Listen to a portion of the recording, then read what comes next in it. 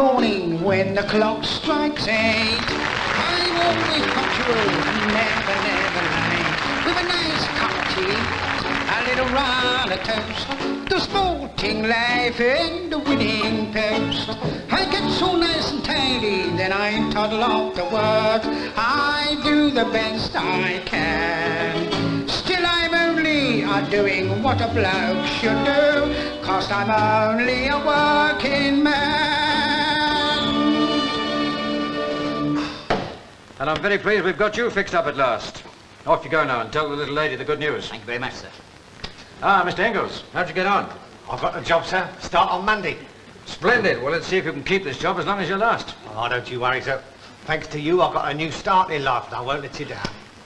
In fact, if it wouldn't worry you too much, I'd like to drop you a line from time to time, just to let you know how I'm getting on. Ah, of course you may, Mr. Ingalls. I get lots of letters from men I've helped, and when I read them, I'm proud to think that I've done something to ease the cruel lot of my fellow man. Because, as I always say, a man without a job is like a ship without a rudder, tossing and turning in a great sea of emotion, only to end up as a piece of flotsam floating on the endless ocean of despair. Now off you go and tell the little lady the good news. Thank you. Thank you again. Yes. If you can help somebody as you go along, then your living has not been in vain. No, your living has not been in vain. No. What the hell do you want? 'Tis the song, not the singer, cried Shakespeare. But today it is the reverse, the singer, not the song. We live in a day of the image, and you, Mr. Wickata, are a image, a great steaming image. I can just see it now, starring Wacky Witty and his layabouts. The house is hushed, the audience agog. The conductor raises his thing.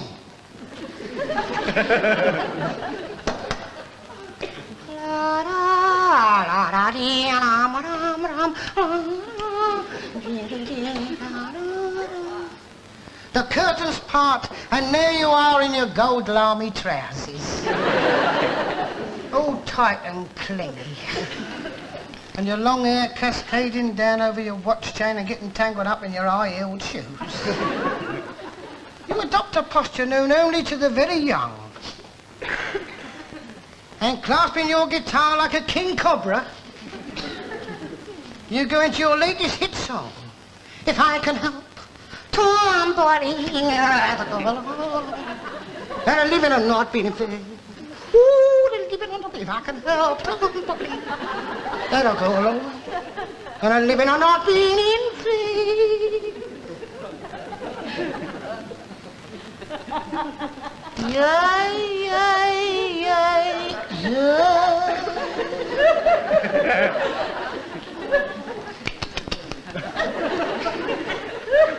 What happened? I made the governor's au pair girl faint. I can't write that down on your records. He made that governor's au pair girl faint. Now, what happened? Well, got for the job, you see. And the foreman said, when that red light goes on, pull that lever, he said. Because that drops down a thing and it holds back 40,000 tons of molten lead. Just a minute, I said. Suppose I don't see the red light. Suppose I don't pull the lever. God forbid, he said. If you don't see that red light and don't pull that lever, 40,000 tons of molten lead will be chasing Russian embassy officials right up the Bayswater Road. I said, I'm not sure I'm ready for that kind of a responsibility. It's my first day. He said, but we are. We are sure that you are the man for the job. Thank you for your confidence, I said. You can rely on me. Well, what happened?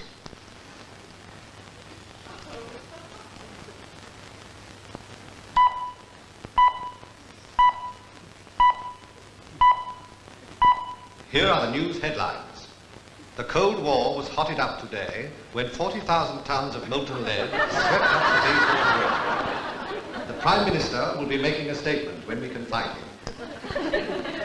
The red light must have gone on when I was telling him he could rely on me.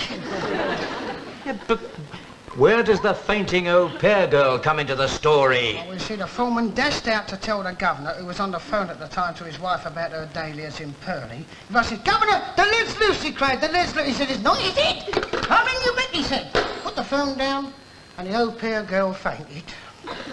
Yeah, but what has 40,000 tons of molten lead chasing Russian embassy officials down the Bayswater Road got to do with an au pair girl fainting in Purley? Well, that's what I thought.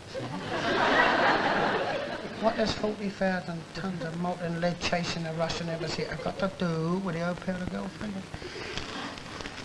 It's more in this than meets the eye. And between you and I reckon I'm better off out of it. And so do I, by George. You know, you never know these days. The microfilm under the fingernail. When you think it was only 3 weeks ago that... You never know what is the weakest. I've never heard so much drivel in all my life. If you spend as much time in work as you spend explaining why you're out of it, you'd be in full employment!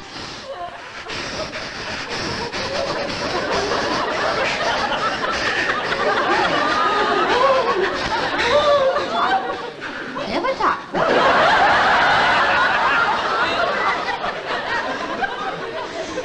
I'm thinking. Sometimes it is better to share your problems with a friend. Sometimes it is better to keep your big fat mouth shut!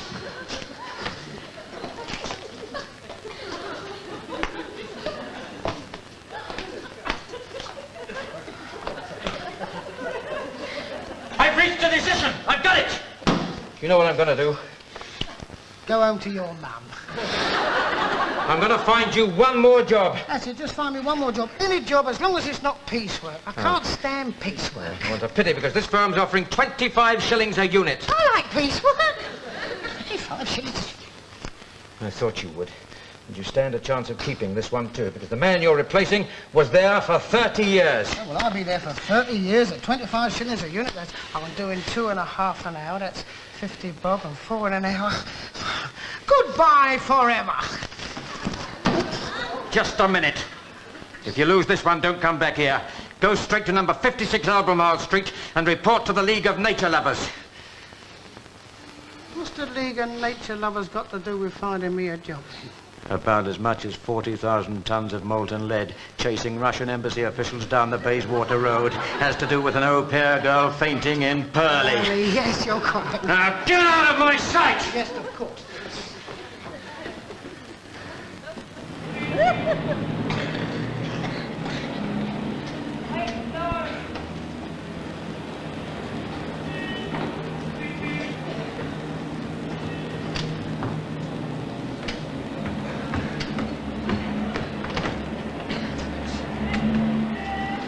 I'll do 40 a day, that's 40. Another 3 or 4 in the tea break. That's 44 times 25 shillings over a 5-day week is 250 quid. And I can do some more on the other half now. Better not come in on Saturdays. Put me up into the surtax bracket. I'll do 60 a day and have alternate weeks on the French Riviera. Dust. Me.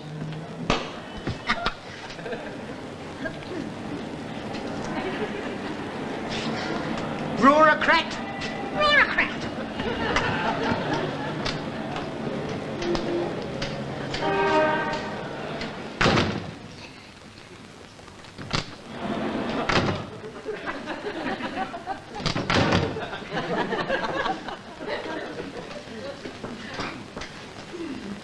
Good morning, I'm Charles Drake, casual labourer of Weybridge, come for the job of the piecework at 25 shillings a unit for the next 30 years, and I'd rather not come in on Saturdays.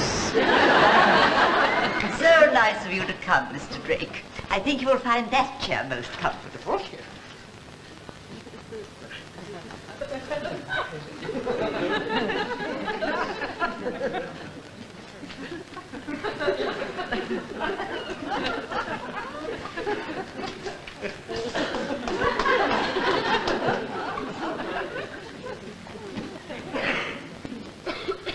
you in Sheraton.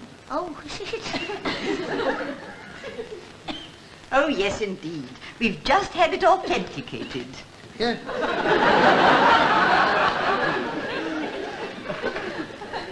Tell by the coat,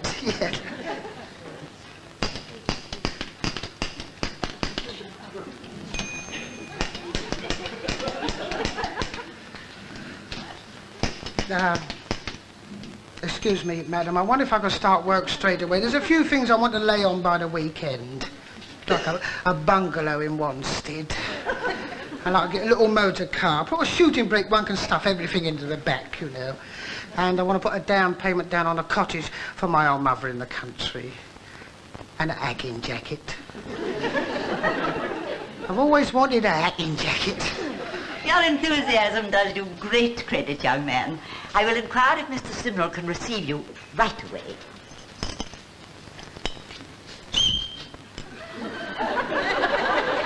Mr. Simnel?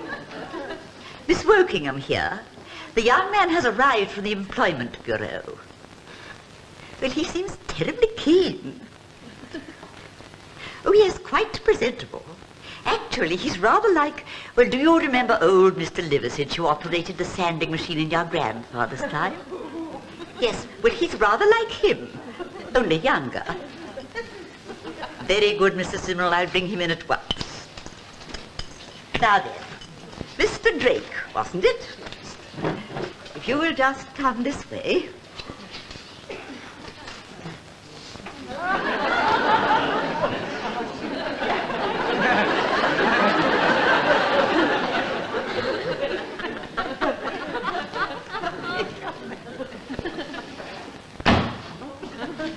Mr. Simnel, may I present Mr. Drake of Weybridge? Delighted to meet you, Mr. Drake. Thank you. I come for the job of the piecework at the 25 shillings a unit. I'd like to start as quickly By as I... George, Miss Wokingham, you're absolutely right. He's the living spit of Mr. Liversedge. Oh, come now, Mr. Simnel. It was very selfish of me to tell you. I should have waited for you to notice the likeness first. But it was so striking I couldn't contain myself. Not at all, Miss Wokingham. Your behaviour is beyond reproach, as always. Mind you, Mr. Liversedge was a little taller, And his hair was a shade darker, wouldn't you say? and his ears were not quite so prominent. And he was more athletic in build. Yes, a fine figure of a man. You know, I see him rather more as the late Mr. Pendleton. Something in the eyes, perhaps. Do you mind? Do you very mind? What's this got to do with the 25 shillings of the unit? I've been here half an hour. I could have done 2 already. And got myself a hacking jacket. I've always wanted a hacking jacket. Do you know what it's like to want something so much that you do anything to get it? Even work? Do you know what it's like to be without a hacking jacket? Well, I do, and it's not very funny. Look at that bloke over there, they cry, ain't got a hacking jacket. Well, I've had about as much as I can bear. So kindly conduct me to my machine immediately. Splendid! Wasn't that splendid, Miss Wokingham? Such fire, such eloquence, such passion! Oh, Mr. Simnel. Oh, I beg your pardon, Miss Wokingham. But it was tremendously stirring, wasn't it? Are you all right, Mr. Simnel? Is there anything wrong, Miss Wokingham? I heard raised voices, so I came as quickly as I could. No, please don't worry, Mr. Gorby. The voice you heard was the voice of youth. We are injecting some new blood into the firm. This is to be our Mr. Drake, who's just come from the Employment Exchange to take over packaging. Good day to you, Mr. Drake, and welcome to our little beehive. I do hope you will be happy with us. Oh, I'm sure I will. 25 shillings a unit, I'll be happy with You will pardon the liberty, Mr. Drake, but you look so remarkably like a Mr. Crudley who was with us until only a few years ago. It's really most remarkable. Would you mind? I can't... Is it like Mr. Pendleton? I like that Mr. Liver Sausage? Like that Mr. Crudley? I don't know what this has all got to do with it. I haven't done anything, though. If you do not conduct me to my machine immediately, I shall be forced to take my young blood elsewhere. Bravo! Splendid, splendid. I do hope you can persuade Mr. Drake to join us. You will join us, Mr. Drake? Join you, I'm a fully paid-up member. I've been here for 2 hours, soon we'll be discussing my retirement. Now, would it inconvenience you unduly if I went to work? Of course, at once. Mr. Corby, if you will show Mr. Drake to his position. Thank you. I'm sorry I raised my voice, but Oh, Mr. Drake, you can't go like this. Mr. Simnel, you can't let him go like this. what's up now? Yes, Miss Wokingham, is there something amiss? He has not been inaugurated.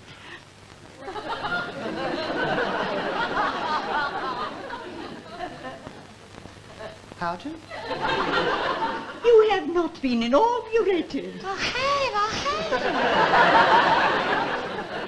had it done when I was in the Air Force. But it's traditional in our firm, Mr. Drake. Well, I could get it done again on me way home. I'd go to the same man what done your chair. Now, it has long been our custom, Mr. Drake, to welcome new colleagues to our little family with a glass of sherry. A charming thought, don't you Oh, think? charming, yes, charming. Just as long as you do it quick, it's charming, yes. One must drink the sherry, one loses the flavour of the grape. Are you ready? Miss Wokingham, gentlemen, I give you the founder. Herbert Walsingham Simnel, alas, no longer with us, who first established this firm in the year... Miss Wokingham, you've not filled Mr. Drake's glass. Oh dear, how could that have happened?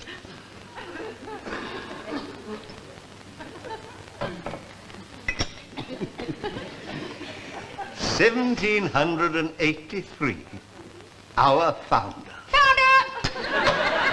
A man of sterling qualities.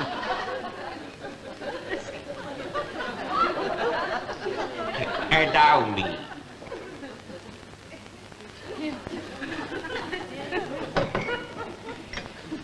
Unlimited ability, unimpeachable integrity, of boundless fortitude.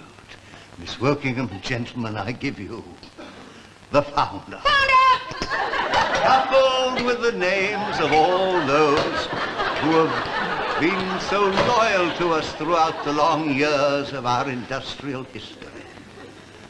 The founder. The founder. The founder. God bless him.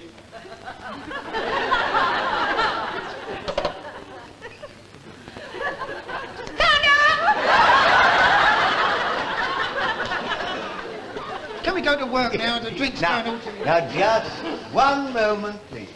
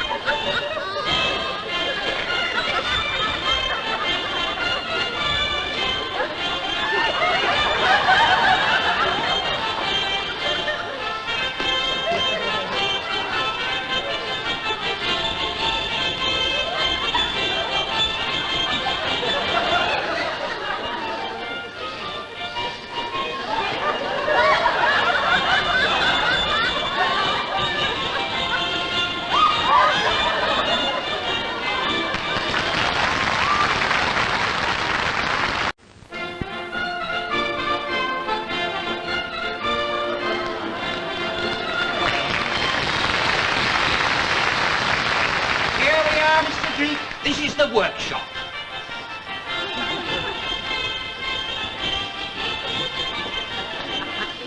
And this is Mr. Wiggins of our production department. pleased to meet you, Mr. Drake.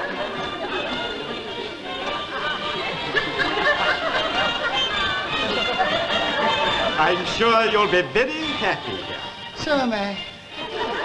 Such a delightful atmosphere.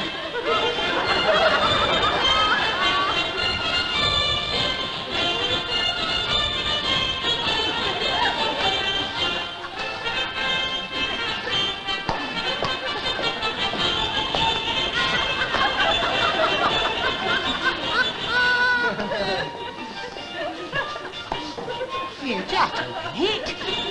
Just a minute! What's going on? What are you doing to me? Well, there's some jobs in my time. This tops a lot, it does. Get met by a charming lady, half full of cooking sherry. 4 sets of the Lancers straight down into the cellar for a quick knees up. There's something funny going on here. I can't make this out at all. I go, oh! I got it. I know. I read about this in the Sunday Times colour supplement. Godfrey Wing did it. Pictures by Cecil Beaton. You're white slavers. Hello! White slavers, sir. You won't catch me, mate. I know what comes next. Look down the trap door at the pretty lady, Sonny, you'll see. Being only human, I will comply. There'll be a dull thud as a sock full of powdered rhinoceros powder hits me right behind the left ear hole. I shall wake up in the East India Dock Road with a what Tootsie Warrior around my neck. Am I right? Tell me, am I right? No, Mr. Drake, I'm afraid you're wrong. Just a shot in the dark, is this right? Well, that is Mr. Wiggins's province. I leave you in his capable hands. You did say the Times colour supplement? Yes, you'll find it next to Lady Hume's recipe for Mrs. Wilson. Now, young man, to work. You'll find all you want there. Thank you very much. Empty carton. Just say it up. Right, ready when you are.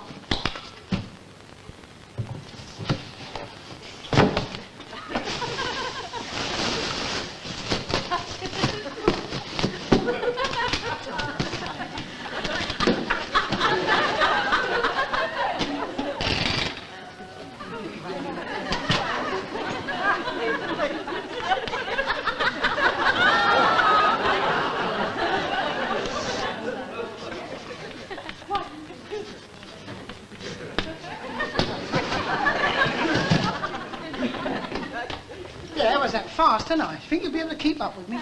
I've done a lot of it, you know. Learned it off my Uncle Fred. He was head packer for a tribe of cannibals in New Guinea. He was head packer, you see, for a tribe of...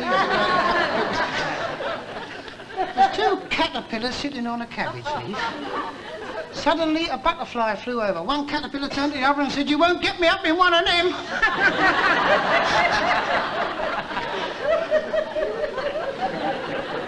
Enough of this merriment. Let's get on with the job. Is my packing neat enough for you? Very good, very good. There is just one thing. What's that? I hadn't quite finished it. Oh. I'm very sorry. A bit excited, you see. Yes, I need the money, you know. There's so many things I want to get. There we are.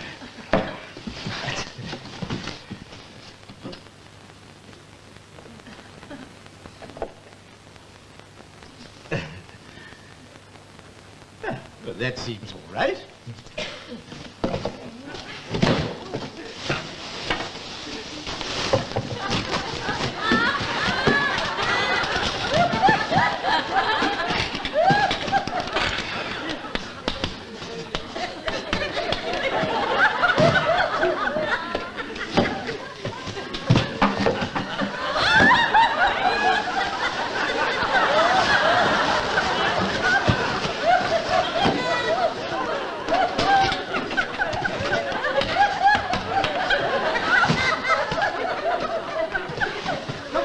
Fast for you, am I?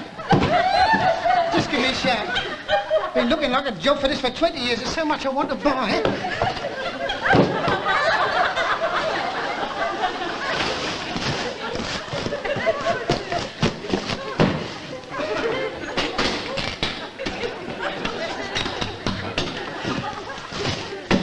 That's a tenner out already. We're going to get a Donegal tweed acting jacket with a vent right up the back.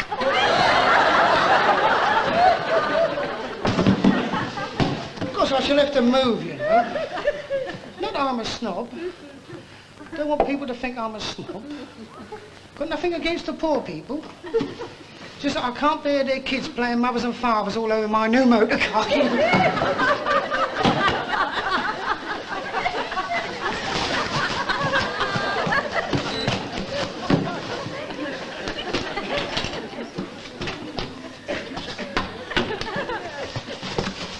I shall have a two-storey bungalow in Penge.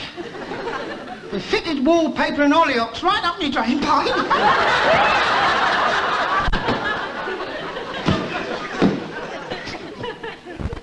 And then I shall be able to have that chat with Pauline. Pauline, I shall say, will you accept this? Oh, darling, she'll cry. It's A for this. My favourite stone. No, I shall say, we've waited all these years. Surely we can wait a little longer.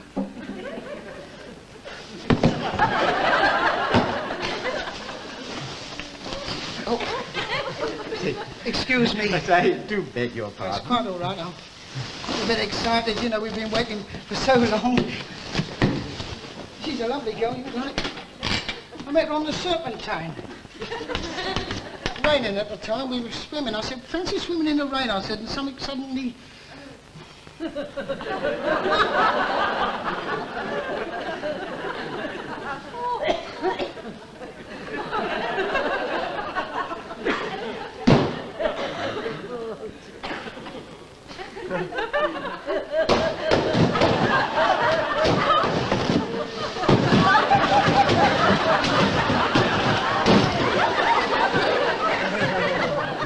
Is anything wrong, Mr. Drake? Anything wrong, Mr. Drake?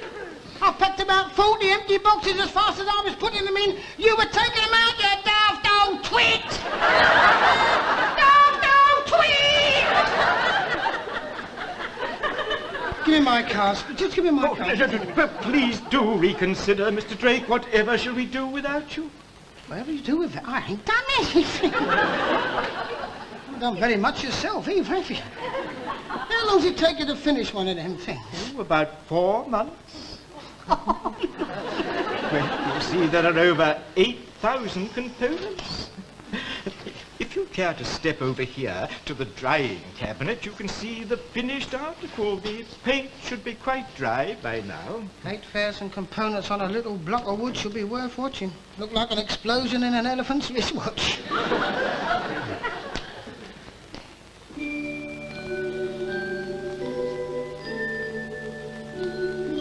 Oh, that is beautiful.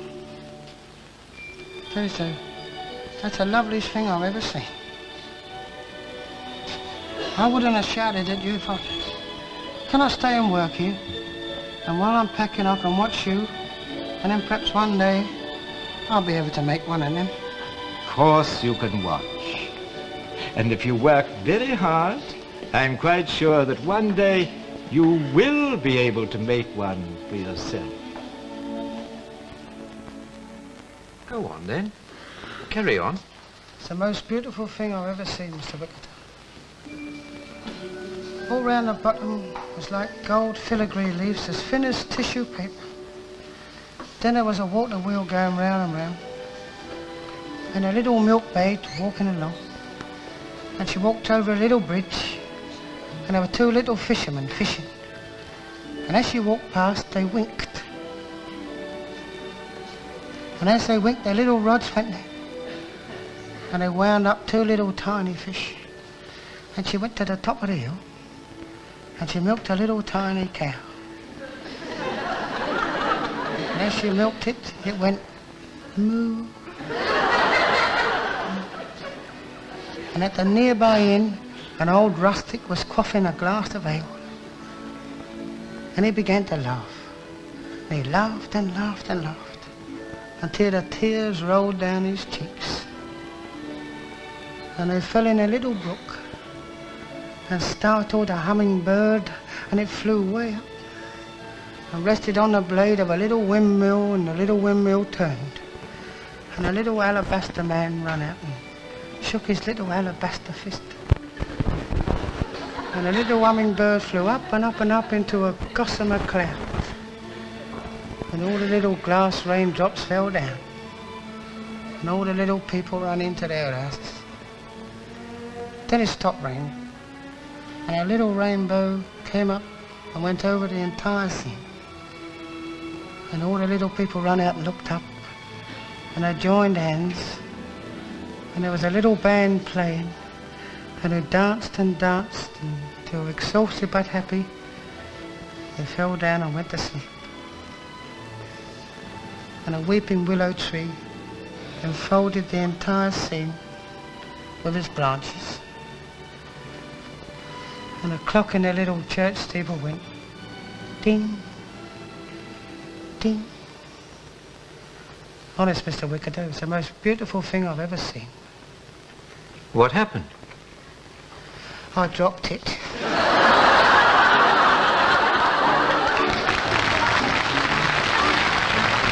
that sun in the evening goes on 6:00, strong as the hercules, steady as a rock. Oh, here's a piece of that. Cakes